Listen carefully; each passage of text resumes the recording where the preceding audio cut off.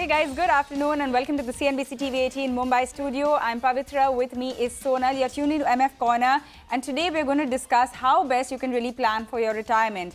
You know, often in the quest to plan and save for more near-term goals such as your child's education, a house, travel, this goal sort of gets pushed back simply because it's a more long-term goal, right? But it is, of course, something that spans several years, needs a large corpus as well. So, Sona, let's try to understand how best you can do this and, save for this in the future. And that's something that we'll try to discuss in greater detail with our guest today. Let's welcome Salonee Sanghvi, who's the founder at My Wealth Guide. Salonee, always a pleasure speaking with you. Thank you so much for joining us. So let's, get started, and right at the top, when do you start saving for retirement? Your early 30s can sometimes be spent saving for other big goals like your child's education. Is saving for retirement something that needs to happen simultaneously, or should you take it up a little later? Thank you so much for having me on the show, Pavitra and Sonal. As always, it's my pleasure. So, Bill Gates said something interesting. He said that it's not your fault if you were born poor, but it's definitely your fault if you die poor. If you ask most people in their 20s and 30s, very few would be even thinking about retirement, let alone even plan for it. There's a tendency to ignore goals that are usually far into the future, assuming that we will have enough time to plan and fund it. So why should we even be talking about retirement, in the first place? The working culture has substantially changed over the years. The number of working years have reduced, as people join the workforce later and also want to retire sooner to dedicate their life to other pursuits. So today, people are no longer working in one organization for decades, leaving with a pension, or even aspire to work till 60 for that matter. Even if you looked at retiring at 60 with higher life expectancies, you have almost another 20 to 30 years that you would need to fund your lifestyle for, largely without an income. And also, not to mention higher medical costs, which increase at almost 10% annually. Just to give you an example, someone who's 30-year-old today and wants to retire 30 years from today, which is at the age of 60, would be and say spends around 50,000 a month currently, would require a kitty of almost 5 to 6 crores just to maintain the current lifestyle that they have. So I think one should start as early as possible. Time is the single largest factor in compounding, versus your rate or how much you actually invest. Time is the single most important factor. It also makes saving and investing a habit and gives you flexibility since you have a longer time period to reach your target. It's okay to start small and keep increasing, your contribution every year as your income goes up as well. Because the longer you wait, the higher the amount you will need to save each month to reach your retirement goal. And that can be difficult depending, on the income and the lifestyle. Now, as you mentioned, there are many important goals that that people usually have in life, that often come before retirement. It could be funding, children's education. It could be buying a home, etc. And the tendency is to focus on them versus saving for retirement. Obviously, it's natural to want to give your kids, the best, but doing so in lieu of your own financial future means that you will be a financial burden on them at a later stage in life. Also, I think one key thing that people maybe don't realize is that, financially, it is possible to borrow for almost everything in life, like education, buying a home, setting up a new business, except retirement. So I think it is essential for people to really start thinking and planning for it. Oh, absolutely. I mean, you cannot talk about the importance of planning for your retirement enough. And, like you said, it's just a matter of the number of years you give your money to just grow and to compound. So I totally take your point on that. But Salonee, you briefly also mentioned some figures which seem really large. So take us through how you would calculate how much you need. Because, I mean, it's not just the expenses, right? So you have to take into account your expenses. It's inflation over a very long period of time. You could have medical bills. So how would you go about calculating this for, a person to person? So I think to understand the retirement corpus that you would need, there are three main steps. First is to understand what of your current expenses would continue into retirement. So I would recommend maybe tracking expenses for 3 to 6 months. Broadly, we always know where we're spending what, but I think when you actually tabulate it and note it down, I think it gives you a lot more clarity on where your income is going. So break it into the following buckets. The first bucket is your household expenses, which include your grocery, conveyance, utility, staff expenses, rent, etc. Second is your lifestyle expenses, which is your shopping, your going out, entertainment costs, your travel and holidays, spends on health and beauty, etc. The third bucket is your dependent expenses, which could be, either parents, siblings, or children. And the fourth bucket is your insurance premiums and the EMIs that you're paying could be for a house loan, education loan, credit cards, etc. Now, from this list, ideally, you can exclude the dependent expenses because I think at that age, children would have also grown up, where they would be sort of financially independent in that sense, or at least earning. You can also remove life insurance premiums because once you're retired, you don't really need life insurance, so you wouldn't be paying those premiums. And EMIs, because assuming, whatever the EMIs towards would have been paid off by then. So these would ideally not continue into retirement. To this, you add any expense that you think you would incur when you grow older. In terms of medical, I think you should also have a very good medical insurance that continues so that, that's one big expense that is really taken care of as you grow older as well. The second step would be to determine at what age you want to retire and the lifespan. Now, today, people don't really aspire to work till 60, 65. They want to retire earlier, spend their lives pursuing work or hobbies that interest them, and not necessarily for a paycheck. I usually assume a lifespan of 80 years. So say if you retire at 60, then you need to fund your lifestyle for 20 years. But say if you're looking at retiring at 50, then you need to fund your lifestyle for the next 30 years. And lastly, of course, you have to adjust for inflation because, as I said, a monthly expense of 50K today is 5 lakhs 40 years from today. So I think these are the three main steps. This will kind of help you understand what are the kind of expenses. And then, you have a lot of calculators online which will help you understand and build what is the exact retirement corpus that would need basis all of these factors. No, we totally get that point, and sometimes people want to retire as early as 40 as well, Salonee, right? So, of course, we need to keep all those expenditures and timeline in focus as well. But it boils down to the question, why consider mutual funds if you are doing your retirement planning? Why would it be beneficial for someone versus other modes of investments? So let's look at what are the various modes of investment available, for longer term, especially retirement. You have your public provident fund, which is a government scheme, which gives you 7.1% tax-free and has a 15-year lock-in. You have the national pension scheme, another government fund, which allows you to build a corpus accessible after 60. You have bank and other FDs. You have insurance schemes, which give you money after 15, 20, 30 years, depending on what you pick. You have stocks, you have gold, and you have mutual funds.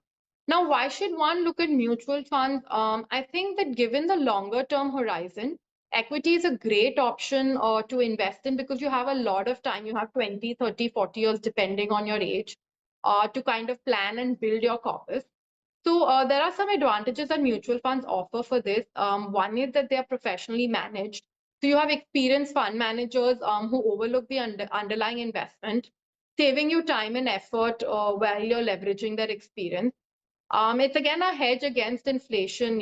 I mentioned various options, but given that inflation in India is 6 to 7% at least, you need an option that could give you a much higher post-tax return. And equity especially is one of the best options for this. The third is flexibility and liquidity. You can choose exactly how much you want to invest, when you want to invest, where you want to invest. And when it comes to withdrawal, you can decide exactly how much you want to withdraw, when you want to withdraw. So you have total control over your corpus. And most mutual funds offer very easy redemptions, and you'll get your money in your bank account in a maximum of 3 days. Yeah. The other advantage is also diversification. Given mutual fund investments start at little as 500 rupees, this allows you to build a diversified portfolio of stocks, bonds, gold, different asset classes.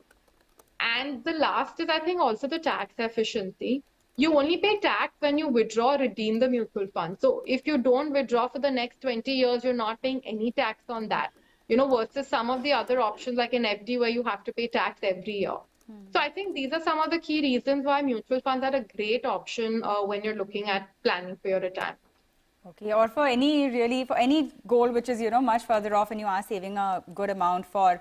But Salonee, that brings me to my next question. What types of mutual funds would you, consider suitable? Because you do have retirement specific funds as well. But then again, this is a goal which is so far away. And if you do have a reasonable risk appetite, maybe a regular equity fund would work as well. So why do you think someone, or should someone pick a retirement fund over a specific, equity fund?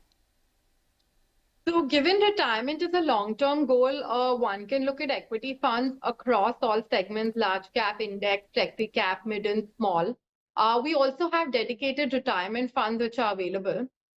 Dedicated retirement funds, basically, there's a niche category for that. There are about 11 AMCs that offer it. And the current AUM is around 22,000 crores.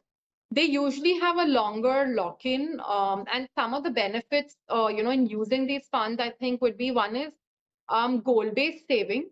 Having a goal in sight to work towards motivates us to enable and reach that goal successfully.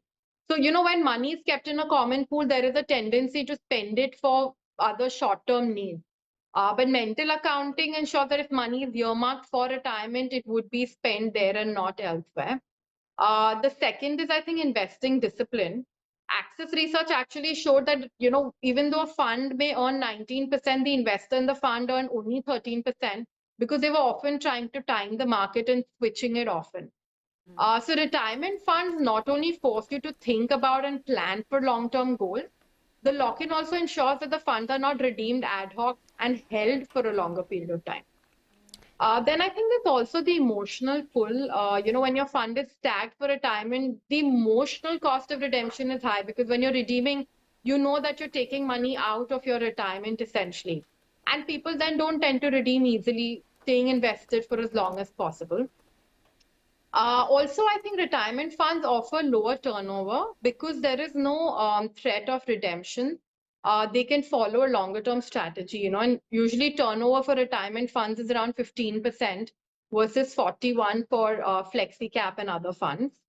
And the last, I think, is lifestyle based investing. So some AMCs also offer you the option where you can auto or manually switch between the equity and debt plans during the life cycle. So, your investment or the mix would be different when you're in your 30s versus in your 40s and 50s.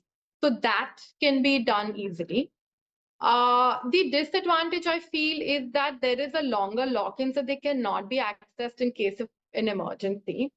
And the other thing is that there is lesser control because your asset allocation is dependent on what the fund manager decides. So you cannot decide for yourself, how aggressive or conservative you want to be.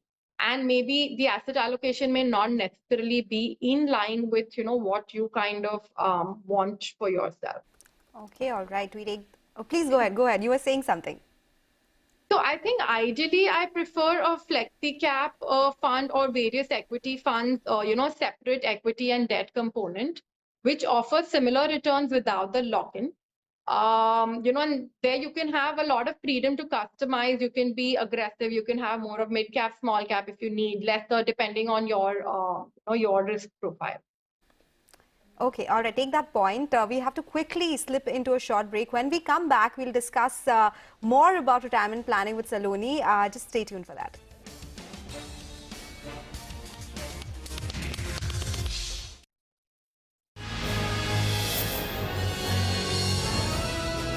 CNBC-TV18, embarking on a quarter century of excellence.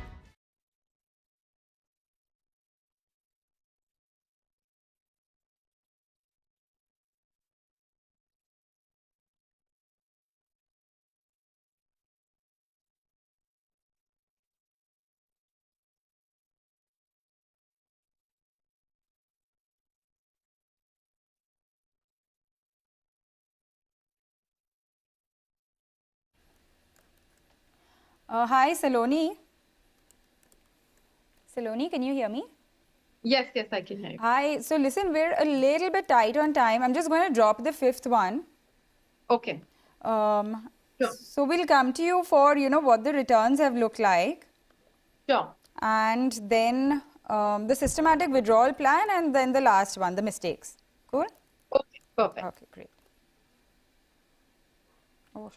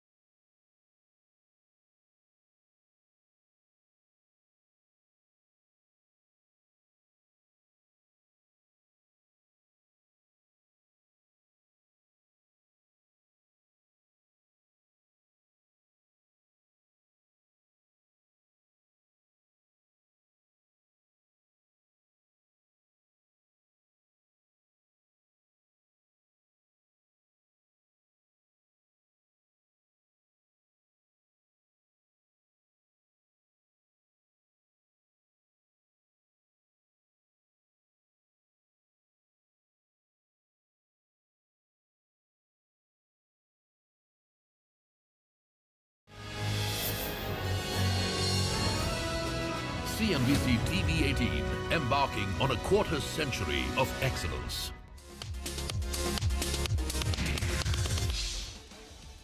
Welcome back. You're still tuned into MF Corner. We still have with us Salonee Sanghvi, and we are discussing everything about planning for your retirement and what could be the route for that. Salonee, we've spoken about what could be the ways in which one can plan for their retirement. But what has the performance looked like for, say, a multi-cap equity fund versus a specific retirement-oriented fund in a 10 to 20-year period? Retirement funds basically fall into two categories. One is flexi cap, which is largely equity, and the second is hybrid, which is a mix of equity and debt. Most funds have actually been around for less than 5 years. Unfortunately, despite the longer lock-in, I think funds have had a very mixed performance versus other funds in the same category.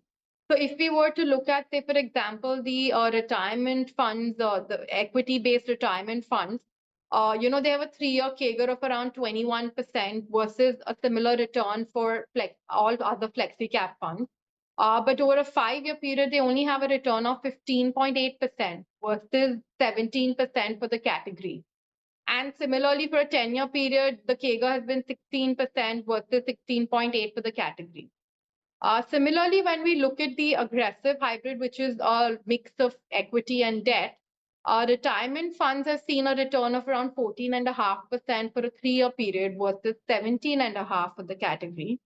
14% for 5 years versus 14.6% for the category, and around 15.9% over a 10-year period versus 14.5% for the category. So it's been largely a mixed bag in terms of performance. Okay, that's interesting to look at, what it's looked like over a slightly longer period as well. Salonee, something we don't discuss very often, and I don't just mean with respect to, retirement. Overall, is the systematic withdrawal plan, right? So say someone is starting a bit late, but they have managed to, accumulate a large amount of money. Do you think it makes sense to sort of make that lump sum amount and then use this to sort of withdraw every month? And would you recommend this to someone who has a large corpus already? So, when you have a large corpus and you're looking at investing for retirement, there are two main options. One is annuity and the other is investing in mutual funds and then using a systematic withdrawal plan. Annuities give you a fixed return, fixed and guaranteed return, but with very little flexibility. You can't change the amount and you can't do anything with the corpus. A systematic withdrawal plan allows the withdrawal of a certain amount in a pre-selected frequency. And this can be, you can invest in either debt or equity. So for anyone who's looking at investing a lump sum, I would recommend looking at a systematic withdrawal plan, investing in a combination of debt and equity as per their asset allocation or, basis their time to retirement. And then look at systematically withdrawing the amount that they need on a monthly basis or a quarterly basis in terms of income. Okay, so, in that case, Salonee, if that is what the systematic withdrawal plan would look like, any mistakes one should look at or avoid when planning for the retirement corpus? So I think there are a few mistakes that people make. One is not starting early. Time is your greatest asset, as we discussed.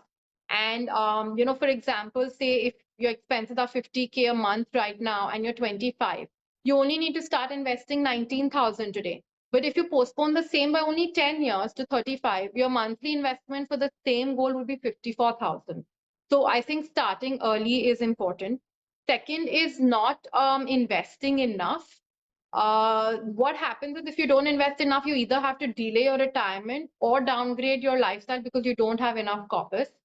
The third is not factoring adequate inflation. In India, inflation is usually around 6 to 7%. So I think you need to factor that in to ensure that your spending power doesn't really erode over time. The other, I think, mistake that I see a lot of people make is also not taking enough risk. Because you have such a long time horizon, you can afford to be very aggressive and take more risk. And the downside, maybe if you don't take enough risk, again, there will be a shortfall in your kitty. And the last is, I think, not reviewing the plan periodically. Your retirement needs and goals change over time, and the corpus would also change basis that. So it's important to review and make adjustments as per that. So I think these are the key mistakes that people make during retirement. Okay, and these are some important points to keep in mind as well. Salonee, just one final question before we wind down on this episode. What are your thoughts on the national pension scheme? You know, we get a lot of questions on this. Do you think this is a good one to look at as well?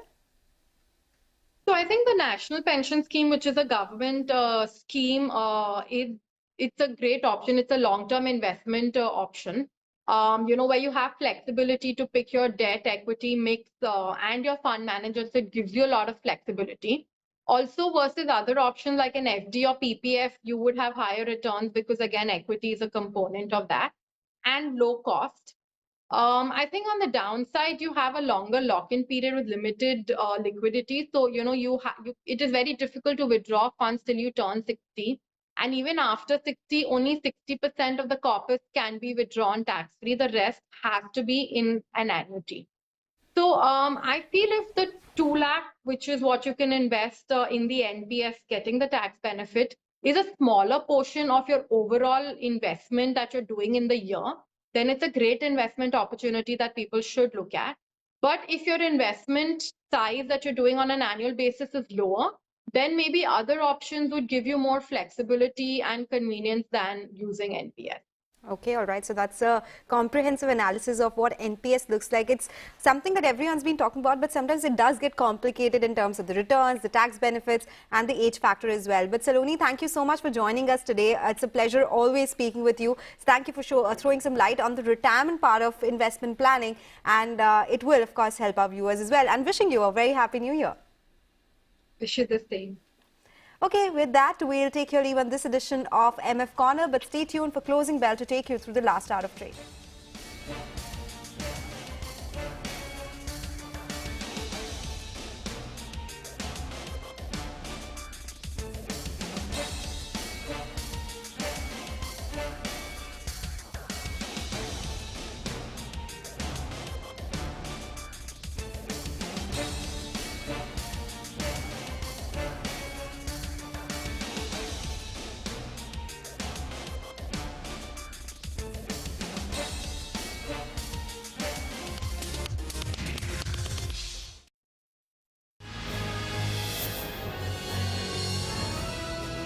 CNBC-TV18, embarking on a quarter century of excellence.